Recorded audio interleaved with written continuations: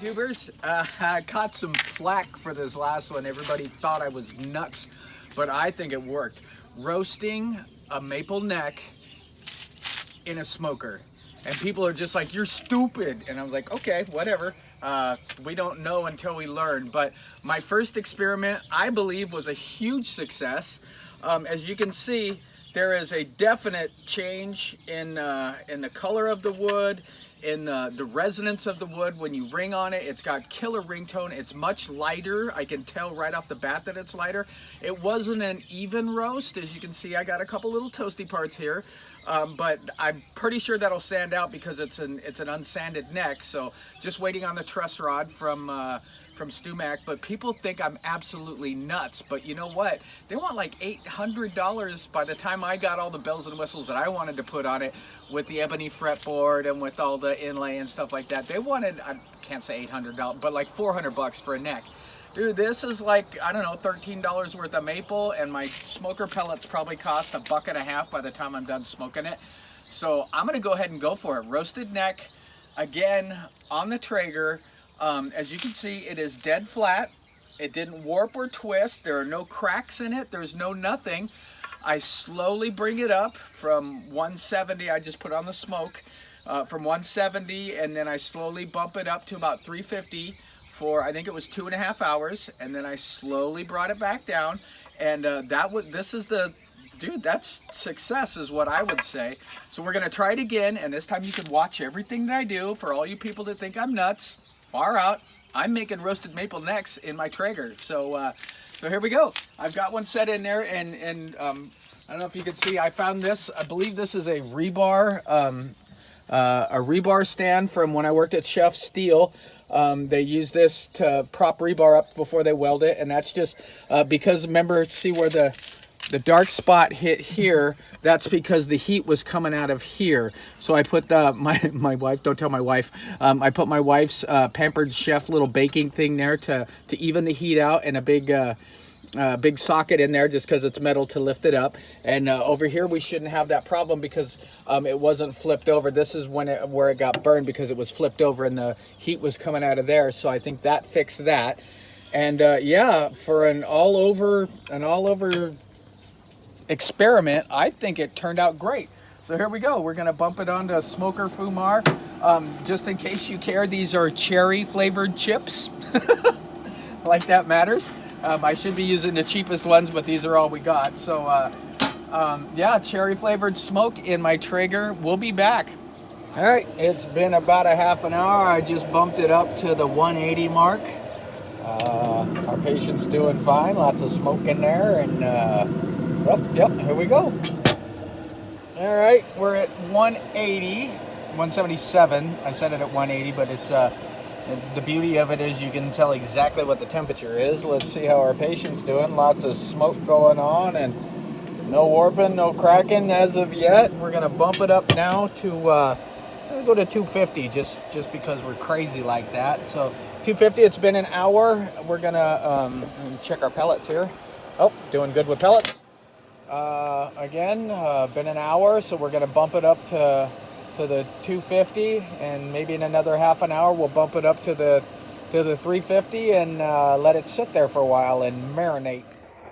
All right, I did my homework on this. Torrification is heat in a vacuum, and what that does is it allows the sugars in the wood to crystallize, and takes all the moisture out of the wood, and that's why the fretboard or the neck is so much lighter and it rings so much better. So there are definite benefits to that. Obviously, a lighter neck and more ringtone gives you more sustain, and it's just a better product. And feel on the hands is great. I really enjoyed the one I played because it was like that natural finish for an old 50s telly. So I understand that torrification is the vacuum, and that's how they remove a lot of the warping and twisting and cracking and stuff like that, because it precisely removes the humidity from the wood, and that's where you get the cracking and the twisting. I get that. This maple that I'm using has been in my shop literally for years, and in a controlled environment, it's very dry to start with. So I'm sure if you used a greener wood, it would split and warp and crack, and I get that. I understand that. For those of you who have given me total flack, and if this fails, dude, I failed, you know. And how do you learn? How do you accomplish things unless you try something? If I'm out, what, 20 bucks in maple? Not a problem. But if I can do this and share it with the rest of the world, that yes, you can make a roasted neck in your smoker, far out. You know, we've accomplished something, and the home luthiers can roast their own necks. So thank you for those of you who had faith in me, and for those of you who think I'm an idiot. It is what it is. I'm learning. How's that? Cool. Let's behind me. It's like at 100 and let's go see. We're at 194 is where we're at, and it's doing fine. There we go. All right, we are up to 290. I've been bumping it up slowly. We're gonna make the final jump to 325 and leave it there. Let's check on our patient. Again, no warping, no cracks. Starting to golden up pretty good. Beautiful, beautiful, beautiful. And this time, because I've got it lifted, there's no char marks on it. That's just grease right there from bumping the inside of my thing. That'll sand right out. But yeah, it's looking really good. Starting to bring that flame out in it. Yeah, buddy. Almost 2 hours into it. 330. Turning a nice amber color. No splits, no cracks, no warps. Loving it. I'm loving it. 3 hours in. Bumped it up to 350. I just opened the gate because I flipped it over because it was getting a little darker on the top side than it was on the bottom, just to give it an even roast. And as you can see, it is it's coming right along, man. Nice and straight, no cracks, no warps. What does look like a burn is just grease from brisket, I believe, so no worries there. But the figure's really starting to pop, and the amber's color really starting to come in. Cool. All right, check on our patient. I've got it in shutdown mode, so it's cooling off. But as you can see, just beautiful caramel color, straight as an arrow. A little bit of charring back there, but I really don't. I think it adds character to it. Yeah, I got the truss rods and the frets in today. I made the fretboard yesterday, so we'll glue it up and get shaping on it. But when I pull it out, I'll do some more video. I'm just excited about my stuff being here. And yeah, I think this is successful. I really do. All right, guys, back in the shop with our patient.